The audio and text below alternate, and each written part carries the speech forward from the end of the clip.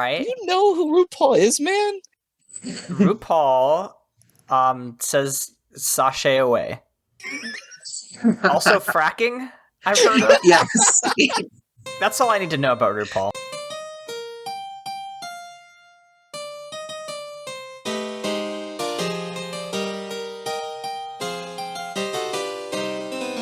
Welcome to Bible Boys, a podcast where two ex-evangelical siblings and an ex-Catholic non-sibling watch Christian media, either praise or condemn it. I'm Aaron. I'm Josh. I'm a cheerleader. This week, we talk conversion camp and, well, just straight up camp in But I'm a Cheerleader. Before we warn you of the homosexual perils of vegetarianism, please be sure to rate and review us on Apple Podcasts, like and comment on our video, and follow us on Twitter at The Bible Boys. As someone who's been a vegetarian for 13 years, I can absolutely say that there's a correlation between gayness and vegetarianism. It's time to reveal some of my homophobic past. So when I was in middle school, Michael was a vegetarian, and two of my best friends who were also gay and and they were also vegetarians, to the point where I would sometimes stop an acquaintance of mine right before they ate something with meat in it, because I'm like, "Whoa, you're gay! You can't eat that." It was a literal thing that was stuck in my brain. Wow. Oh man, Aaron's blinking a lot. It's just like, every so often I hear a story from your past. I'm just like, man, I cannot believe Josh is still alive. Yeah. I just gotta say, Michael, there are some times you'll make us watch a movie and it sucks. And it's most of the ones with blood and gore and scaries. Or it gets a little artsy and I'm like, yeah, it's good and I enjoyed it, but like I didn't want to. This was like just a fastball down the middle. It is a classic Bible Boys adventure. Like, everything about this just felt so us, to the point where actors were popping up and I was like, I bet Aaron doesn't know who that is. And I was like, I can't wait to reveal it. And he's gonna go, what? Yeah, the only person I know who's in this is RuPaul, so... That's the only one you got? Yeah, I don't even remember where RuPaul shows up in this movie, so... He's in it so much! Wait, is RuPaul a main character? Yes. Which... Okay, well, I guess we'll get there. Get into it. I love the consistency. But yeah, Michael, you crushed this one. Yeah, this one was definitely a movie that I knew I was going to love, because I've never seen it before. And spoiler alert for our ratings, I did love it. It's 90s as hell.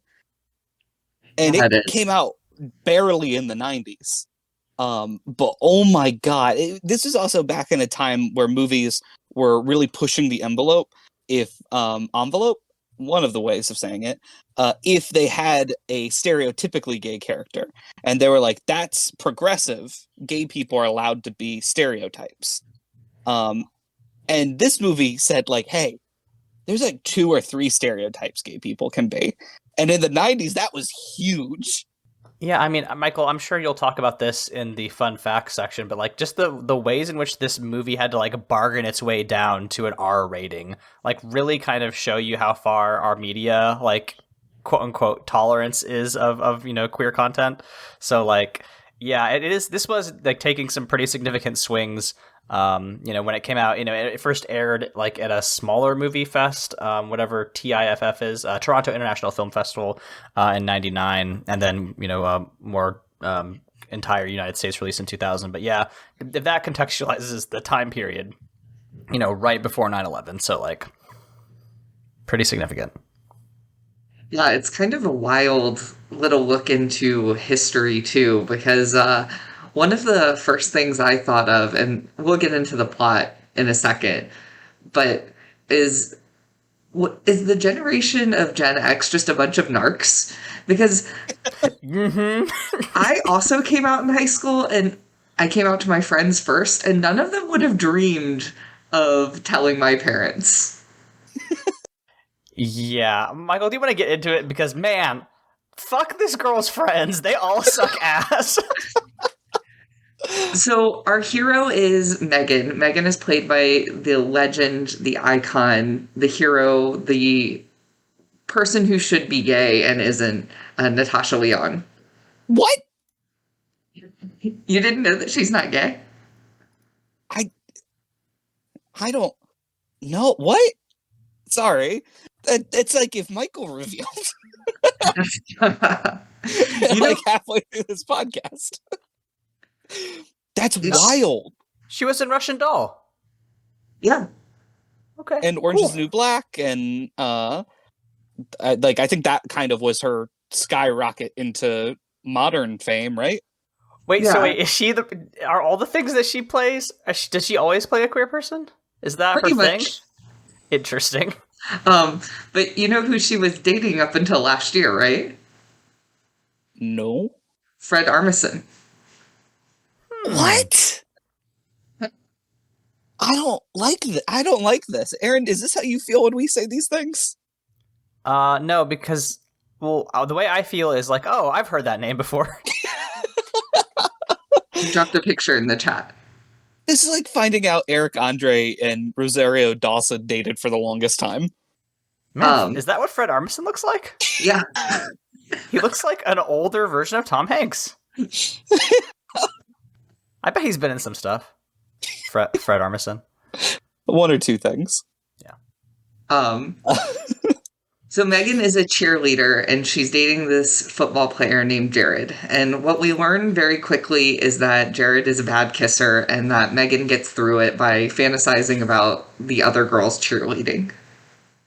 I am so unbelievably glad. You ever watch a movie and you're like, man, I'm glad I started kissing after watching this film. Like, I wouldn't want this to be someone's first guess at how that's supposed to go. Yeah, there's like, I know that like it is like not, you have to be really careful when you talk about the ways in which people discover their sexuality, because it's a very personal and sensitive topic. But also like, yeah, the way that her boyfriend kisses Megan, it's like, yeah, I mean, you would almost instantly have to assume that you don't like men, because like if that's how it does, it's like, well, of course I must be gay, because that's not doing it for me in any world. Yeah, It's very wet. It's a lot of like cow tongue. And a lot of her with just eyes open, staring into the middle distance. Which is The never eyes not open funny. bit is really good.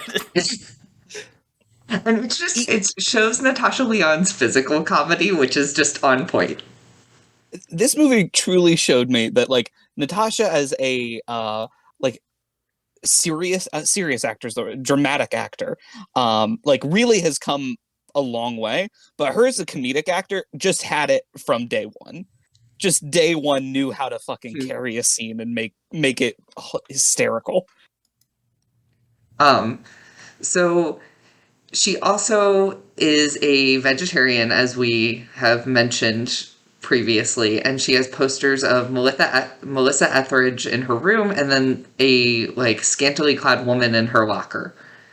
And we quickly realize her parents are staging something with the help of RuPaul. I mean, Mike.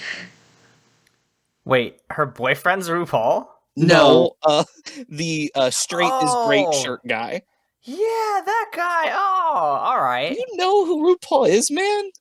RuPaul says sashay away. Also fracking, I've heard of. Yes. That's all I need to know about RuPaul. Yeah, you covered it. My understanding of RuPaul is Michael's understanding of sports. That It seems fair. is important for the audience to know.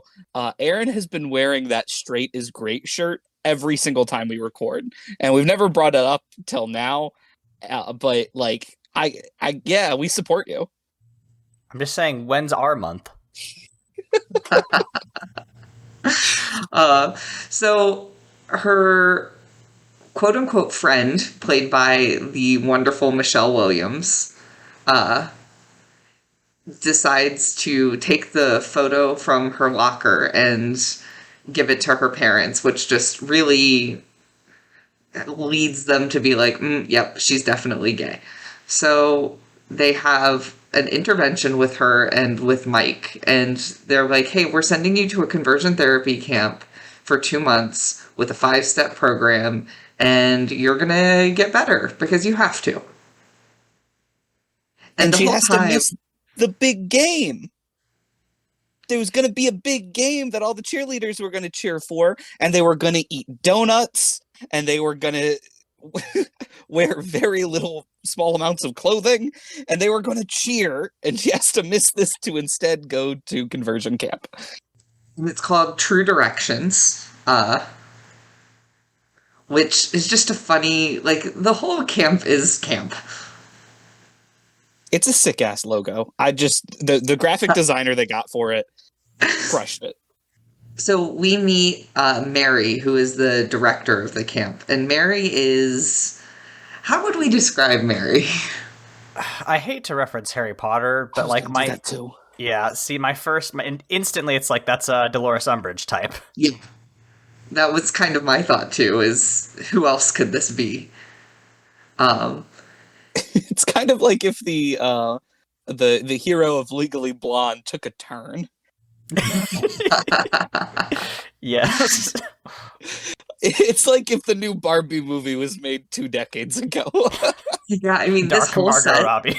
is pink and blue and like very much about traditional gender roles, and they really want to beat you over the head with it. They don't want it to be lost on you.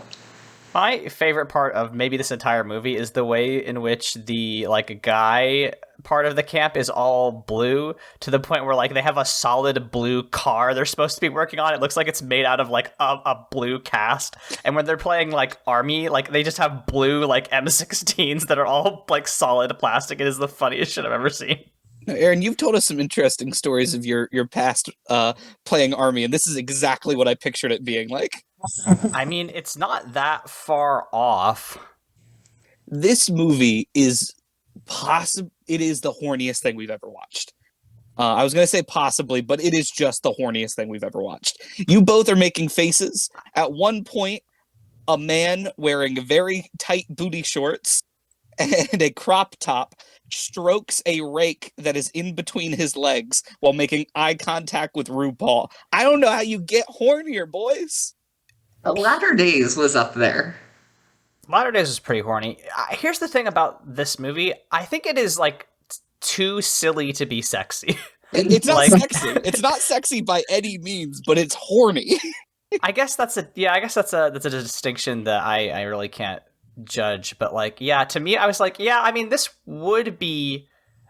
Everything is played as a joke, right? Except for there's like one actual sincere sex scene, but like everything else that's even remotely sexual is supposed to be funny, and like that's fine, right? That's what this is going for. It's ultimately a comedy, but I was just like, I didn't really read this as horny as much as just like, this is what silly gay people are like.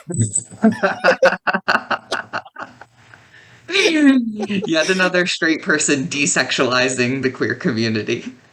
Yeah, I'm sorry. How to do it to you. Just that's what Aaron thinks happens as soon as we hang up the call. Yeah. We go into our bright pink homes. But this man is not only a man, that's Mary's son, Rock. What a like 90s character. Just himbo. He has some wonderful moments. I wish we got slightly more Rock in this movie, which is not something I say in modern days. But in this movie, I wanted more Rock. It's because Eddie Cibrian is great. We'll get to it later, but there's a scene where he's drinking out of a straw, and Mary is like, "You need to chug it like a man," and then he very sadly chugs his drink and looks exhausted by it.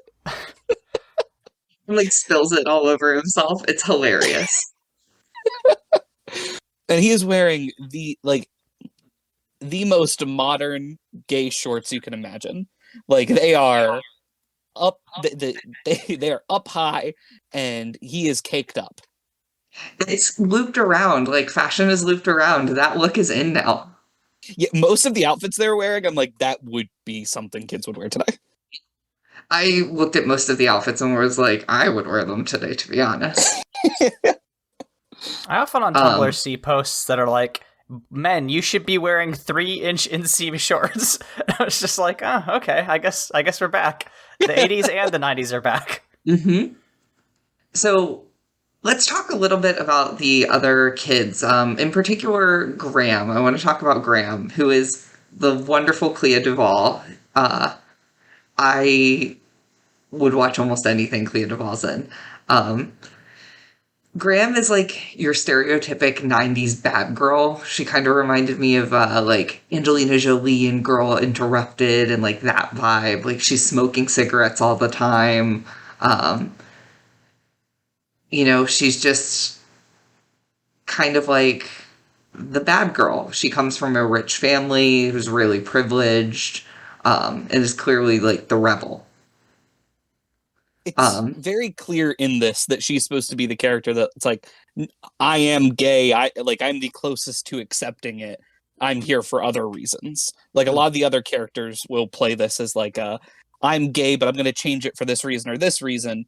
Hers is very much like super does not want to be here, doesn't want to do this, which plays very nicely against like Megan's energy of when she first gets there of like, I'm not gay. How could I be gay? I have a boyfriend and am a cheerleader. Yeah, and that's kind of like Megan's beginning arc, and she only admits it when she realizes everyone else has admitted it, and the only way to go out of this is through. So she's just kind of like, guess I'm a homosexual, and then she like legitimately realizes, oh wait, I'm a homosexual. Now, in that scene, I immediately noticed that there's a pretty famous voice actor who is one of the kids. Aaron, were you able to spot or identify that incredibly famous voice? Dolph is his name. Dolph. Dolph. Okay, I only know like 3 voice actors. I'm guessing Dolph was not Matt Mercer. No. He's probably not Seth Green. No. He's of who course was he? Zuko. He's Dante Basco, who is the voice actor for Zuko. Oh, I feel like I know who. I'm sure I've heard this dude before. Yeah. You not seen Avatar: The Last Airbender? I have seen the cartoon of Avatar: The Last Airbender. Yeah, he's the voice of Zuko. I feel like he's been in more stuff though. He was also Basco. In this is big for me, American Dragon Jake Long, because that was a cartoon I watched a shit ton. Oh yeah, I remember Jake Long. That was a good program. Yeah, he's been in a lot. He does more voice acting these days. He popped up and I was like, the crown prince of the Fire Nation's in this? I just immediately thought of Azula making fun of him. I got very excited. So Dolph is a wrestler who is wrestling with being gay. We've got Andre, who is like our flamboyant stand-in of like, he's just the gay stereotype. And like, we needed one in this film because so many of the characters are very much not that. You have Joel Goldberg, who is played by an actor named Joel, which I love. His character is basically like he is the Jewish boy at the camp. And this is kind of coded as a Christian conversion therapy because Megan and her family are very Christian, and they talk a lot about God and about like the nature of things. Of course, there's Adam and Eve, not Adam and Steve, because this is the 90s and early 2000s. There are a ton of Adam and Eve like references like later on as well. I did find it incredibly of that time period for there to be a conversion camp that is like not specifically one type of Christian. Right. I feel like now they've more of made little camps with it. And then there's also there's Hillary, who kind of like is the one who shepherds Megan through. She's from New Zealand. She is played by Melanie Olinsky, who is also really great. She was in The Last of Us. That's where I knew her from. Okay. Yeah, and I think that one of my complaints is that all of these characters are so funny and they're so funny together. And I would just like just a little bit more of it. But when that's a complaint, you're probably got a decent movie. Yeah. And what's the goth girl's name? I can't remember her name. Anyway, there's a goth girl because it's the 90s and we need one of those. She is minorly important for the plot, but gets very little character development because if this film suffers from anything is, this is a rare complaint for me, it's a little too short to delve into all of the characters appropriately. A crisp, 90 minutes. Yeah. Like, they just don't make them like this anymore. They don't. Everything has to be 3 hours long. It did have a Marvel end credit, which I appreciate. Yes, we'll get to that. So Megan first starts with Graham and is like, no, I don't like you. We're opposites. But then quickly opposites attract and they just hit it off. And at first it seems like a friendship is forming because they see, she sees like how Graham's parents are and they're just like the most hateful parents that you can imagine. And God, the F slur is dropped like you are watching The Hangover. It is a remarkable amount. It felt like I was back in high school. It is a time. You can tell that queer people were involved in this because of how often the F slur was used. It's like, for sure, it's a horseshoe theory of using the F word. When it comes to this slur specifically, Michael's an enlightened centrist. Listen, there was No, a I'm very a radical funny user. use. There was a very funny use of the slur in the picketing the two XX gays houses. I don't remember that one. Okay, we'll go there then. I'm not gonna say it though. I'm not a fool. I thought I got it. Yeah, that was hilarious. It was. So they're figuring out, everyone's like coming to terms with their sexuality and Megan is like, fine, I'm gonna just really take on this and try to become straight. But then one night she goes to Mary's room to masturbate. And she discovers Clayton and Dolph making out. And she snitches on them. Yeah, at this point I was like, are you kidding me, girl? Yeah, like she's there because she got snitched on. And they literally put Clayton in a doghouse. Yeah, that's fucked up. Like, they kick Dolph out, but they do put Clayton in not only solitary confinement for a week, but it's shaped like Snoopy's doghouse. He did get to fight the Red Baron off screen though, and that's commendable. Mm-hmm. Now, if I'm remembering correctly from 2 hours ago when I watched this movie, but was it Megan praying while masturbating? I thought so. Yeah, like saying like "Lord, lead me not into temptation" while just getting down with it. Mm-hmm.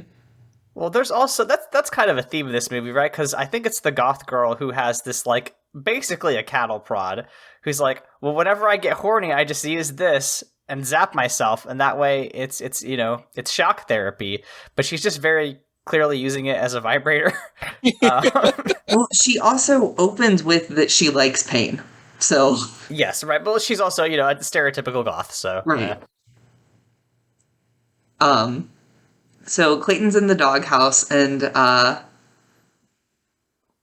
then we meet our XX gays, because again, any film that's made by queer people about this sort of thing has to have XX gays. Larry and Lloyd, and they take the teens to a bar called Cocksucker. It's a little on the nose. Right.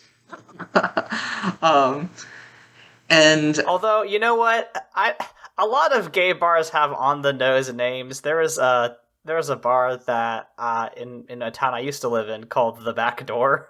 So like Yeah, Look, I guess. one of the best gay bars in New York is owned by oh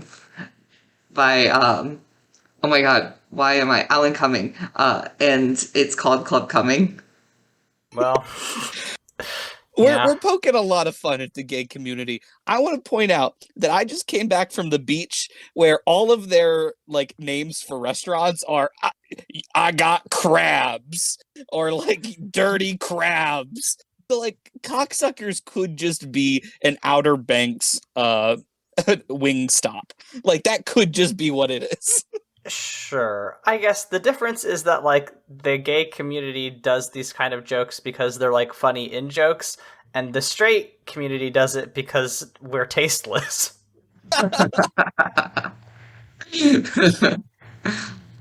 um, so they go out and there, Graham starts dancing with the goth girl. Jan, I think And is her name. what was that? Jan, I believe is her name. It's in my Okay. notes at least. Um, so they start dancing, and Megan gets jealous, and she like storms out the back, and Graham stops and follows her, and that's when they like make out and realize like, oh, this is clearly something. Um, Now, unfortunately, our Chekhov's cigarette comes into play, and they all sneak back in successfully, and they hide from Mary. But Graham just had to get those lighters, the um, matchbooks, rather, from the bar, and had to put them under her bed. And so when Mary's cleaning, she discovers it, and she knows instantly it's Larry and Lloyd that took them there, and that's when they go picket the house. I just want to say for a second, with Larry and Lloyd, they are a stereotype that I find hilarious, and it's one that I do enjoy of a gay couple that is a little catty but incredibly emotionally mature in a way that we don't normally see straight relationships of them. Like whenever they get in arguments, one of them will be like, now I'm being too assertive here, or like I'm I'm feeling inadequate in other areas, and this is why I'm lashing out. And that is something that we see in media a lot, and it's just an interesting trope that has taken hold. I think it's very interesting to like see that that particular kind of like emotional maturity is a little bit played as a joke in this instance, Yeah. right? Where it's like that's kind of a thing that my wife, who is a marriage and family therapist, and I, whenever we're having arguments, well, like, no, like we were able to walk stuff back and be like, okay, no, I'm being like this because of these reasons, and I think it's pretty healthy and cool to be able to identify, sources of stress in your relationship and be able to own that. And it just again, 20 years ago, right? Like therapy is now so normalized, at least in certain sections of America, that it's like that's kind of the joke is like, oh, I tell my therapist everything, but like back 20 years ago, right? This sort of like emotional conversations were funny things that gay people do. Again. And they are the only like really healthy couple that we have on screen, so that is saying something. Yeah, because Megan's parents are like a very stereotypic uh, like of that era. I think at one point she calls them like a postcard family, of like the dad is a little bit like meeker and a little bit more quiet. Like he can't even say cocksucker, but the mom will just straight up be like, if you went to cocksuckers, we'll kick you out. I think the quote that the lady who runs the therapy says is, "Your father was emasculated, your mother was domineering, and you don't respect your father at all. That's why you turned out homosexual." But yeah, you're 100% right. Can we talk about the hooks? The roots, you mean? The roots, thank you, sorry. The roots, the idea that there are these things that happen in their lives that make them gay.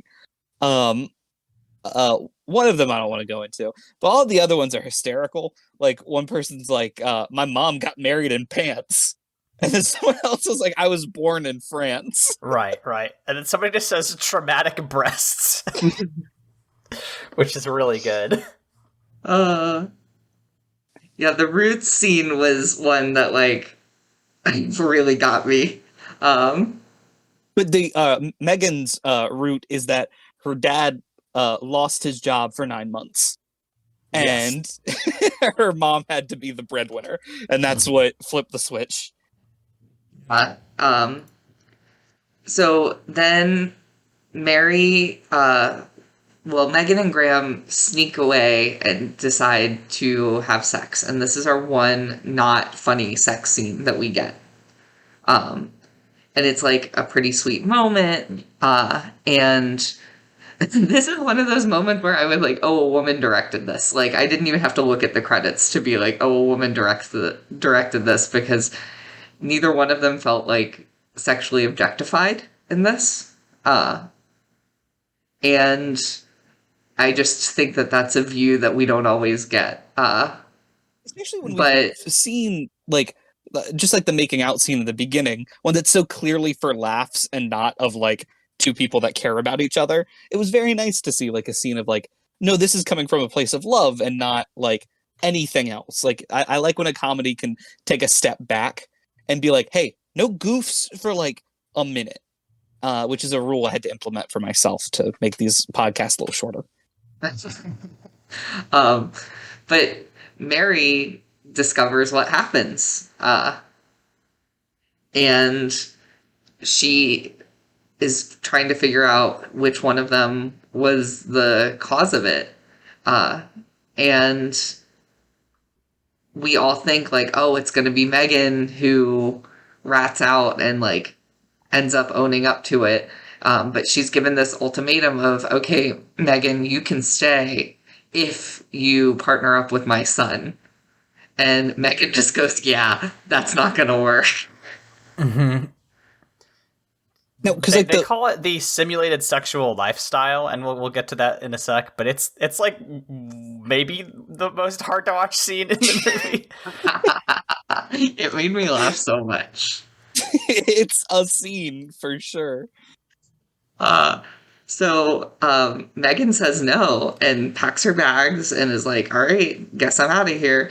And Graham says yes because of her parents, basically, because she knows that she'll be completely disowned and disinherited. So she's like, all right, guess I'll do it. So Megan has nowhere to go because her parents are like, you can't stay here. So she decides to go stay with Larry and Lloyd, and Dolph is there. Wearing a rainbow jumpsuit. Yeah, and like this is really that like you just came out vibe of you forget how to dress and you're just like everything has to be in all caps and exclamation point and rainbows. We moved over it before, but there's something about Larry and Lloyd who apparently I guess were my favorite characters because I keep bringing them up. But I found it really interesting when they first take the kids away from the camp and they're driving them to cocksuckers, where one of them, I don't know the different names. I think it's Lloyd. Yeah, it's Lloyd. Is telling them like, we're not here to tell you what to do. We just want to show you that there is another option. And I find that so refreshing, especially when it is demonstrating that one of your options is kind of like a free choice, go your own way.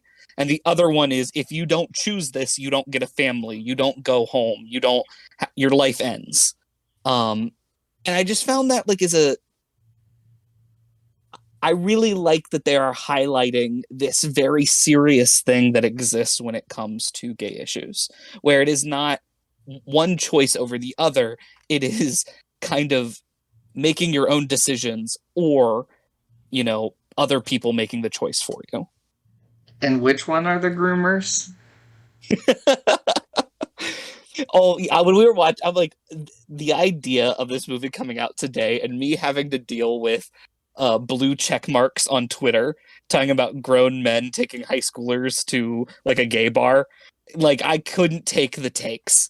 Yeah. They would drive me insane. Related, should we do Sound of Freedom for this podcast? I don't want to, but it I think I would hate all of it, but it is relevant. If anyone would make us do it, Aaron, it is you. That is an Aaron It's pick. true. Like This that's like a Patreon. Like you do actually have to pay us to watch that because I'm not doing that for free. If you Venmo us all $20. Oh God, nightmare. Let's see. So then they make a plan to break out Graham and Clayton by going to the graduation ceremony because you graduate from this program. And Dolph is successful and Clayton goes away, but Graham is like, I don't have a choice, Megan. I gotta stay. And then Megan comes out in her cheer uniform and declares her love in cheer. It's so funny. I struggled with this one. I normally love a good, like, either heartfelt or cringy comedy moment. And I couldn't. I feel like this is the one time the movie couldn't pick a lane. And I was like, I can't do both. It was both. And I think the reason it was both is that these are teenagers, right? Like, This is a very high school thing to do. Oh, yeah. It was cute. I liked it. And they are chased off by Mary, and so they all jump in the car, and then Graham actually follows and decides to go with them. And then we get our post-credit scene, which shows Megan's parents at a PFLAG meeting where her dad seems to be, like, kind of embracing the whole thing, and her mom's there, like, incognito, which was so funny to me. But, yeah, her parents are getting there. That part made me so happy. It was just like a fun little, like, it was a goofy moment, too, because there's a little bit of the joke of the dad embracing it more and the mom, like, you know, having her head covered in a like head wrap and like big sunglasses. But just, I don't know. I love when parents don't think they're going to like fully embrace this and then just dive right in. Yeah. It warmed my heart because I post Schitt's Creek have a very low tolerance for like traumatic coming out stories. That's a story that's been told so many times that I just like don't really need any new media to make it. So I even sometimes struggle with older media that has it. So the fact that her parents came around and like our protagonist at least got the happiest of endings made me really happy. Now we did move a little too quick because we did skip the Adam and Eve simulated sexual experience scene. Ooh, yes, I did skip right over that. So all of the kids are wearing skin tight bodysuits that are like a like tan skin color ish color, and the men have a like fig leaf over their where the genitals would be on the suit, and then women have a flower and then 2 leaves over the boobs, and they have to lay down on a bed while Mary instructs them what to do. And we watch a bit of Graham and then, of course, Mary's son Rock go through simulated fucking. And at one point she says the line like, "You're supposed to be having fun. It's called making love." And just everyone hates every moment of it. Well, there's a bit where they're like, what about foreplay? And she's like, foreplay is for sissies.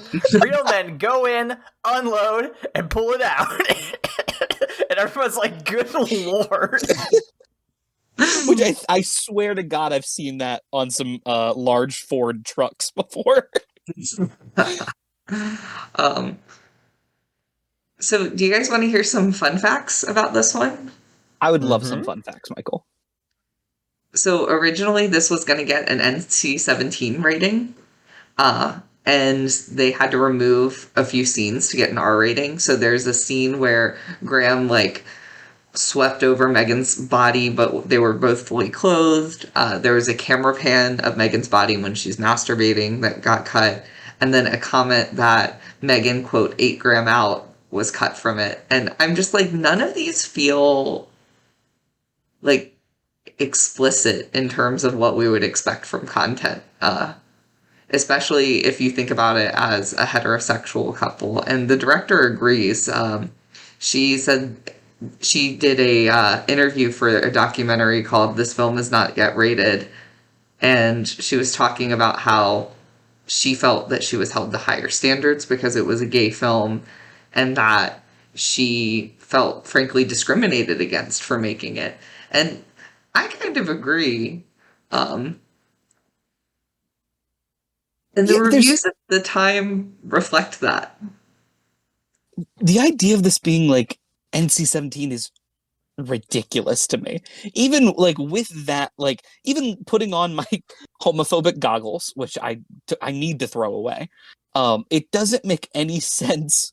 Like there's no, it is horny, but there's no nudity. It feels like an R-rated comedy. There's an edit of this that's PG-13. Yeah. I don't think it's the movie, but I think you could edit around some stuff and have a couple fewer slurs, and it would be a like PG-13 movie today. Yeah, and so it sits at a 42% on Rotten Tomatoes, and that's a lot because of contemporary reviewers. And it has one of the more dramatic splits that I've seen on Rotten Tomatoes of films that we've watched, especially for a film I like. So the tomato meter is 42. Do you guys want to guess the audience score? 75. Any guesses? 82.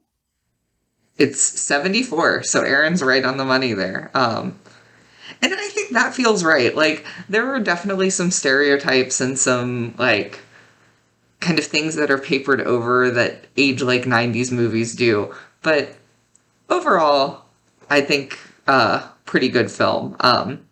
Yeah, we've ignored an entire character whose very minor storyline is not handled with grace. Um, so, you I know the also, song that Rock is dancing to? yeah, That's a RuPaul song. hell Great. yeah, because it's funny because Rock and Mike have this like are horned up for one another, Mm-hmm. in such a real way. When Rock is rubbing the rake between his legs, he is looking at Mike at the time, or maybe that's Yep. the chainsaw scene. A lot of things like, haha, this is my penis. Mm-hmm. Um, So the day before they started filming, Natasha Lyonne got drunk and got a back tattoo. And Great. the director, Jamie Babbitt said, "How could you do this?" And Natasha said, "I don't know what happened." Uh, That's really funny. Graham has a back tattoo that's the Chinese character for star. Um, let's see. Natasha Lyonne was 18 at the time of filming. Wow. So age appropriate. And so originally, Clea and Natasha were both friends, and Natasha noticed the script, and Clea was like, "Yeah, I just got the role of Graham," and they hadn't cast Megan yet, and they Natasha auditioned dressed all in black and referred to herself as a stoner, and they were very unsure about her, and then she nailed the audition so much that they overlooked it and cast her. Fun. Um, this was Jamie Babbitt's directorial debut, and she was aiming for a queer version of Clueless for the vibe of the film, and I get that. Has she done anything like that? I'm looking at it now that like I would know. Oh yeah, she's Um, done some episodes of Russian Doll, The Marvelous Mrs. Maisel, Santa Clarita Diet, some really good TV that she's done. yeah, she's Only done Murders in the Building. Girls, which was big, Nip Tuck, It's Brooklyn Looking. Nine-Nine in there. Yeah, like it looks like that she is just like not as much movie wise anymore. But it definitely looks like she's been, in television for quite a while. Mm-hmm. Super talented. And yeah, that's about it for my fun facts. Actually, I have one more. The actress who plays Megan's mom has the most iconic name ever as a stage name, and it is Mink Stole. That does rule. That's awesome. Um, This was such a fun little time. This movie made me very happy, and there's some things that I didn't love that it did, and there's some, definitely some dated points. But like when it for a gay coming of age story in the 90s, it's exactly what you'd want it to be. yeah, for sure. Do we have any other major points before we want to rate this good little flick? I don't think so. I'm gonna give it one straight. Really is great. I'm gonna give it Pope 138 Valentine. Oh, I'm gonna give this 4 out of 5 cheerleaders because it really stuck the landing for most of it. Very good. Well, when we're not rating some of the most groundbreaking gay movies of the early 2000s, where can we be found on the internet? I am at Green History on Twitter.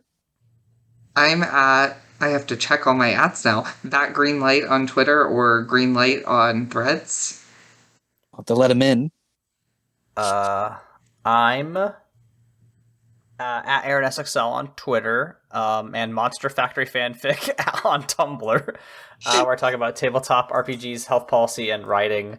I also do another friend with my mother podcast with my friend Layla. That's at Mortified Pod. Our last episode, our most recent episode, was on Die Hard, a movie that neither me nor Layla had seen, and pretty well liked. Old movies are good sometimes, it turns out. Mm-hmm. If that episode and this episode has proved anything, man, I wish they made movies better nowadays. Pay your actors. Yeah, supports, shout-outs to SAG and the striking writers and all of them. We'll keep an eye out for that Teamster strike that may be happening soon. Yeah, shout-outs.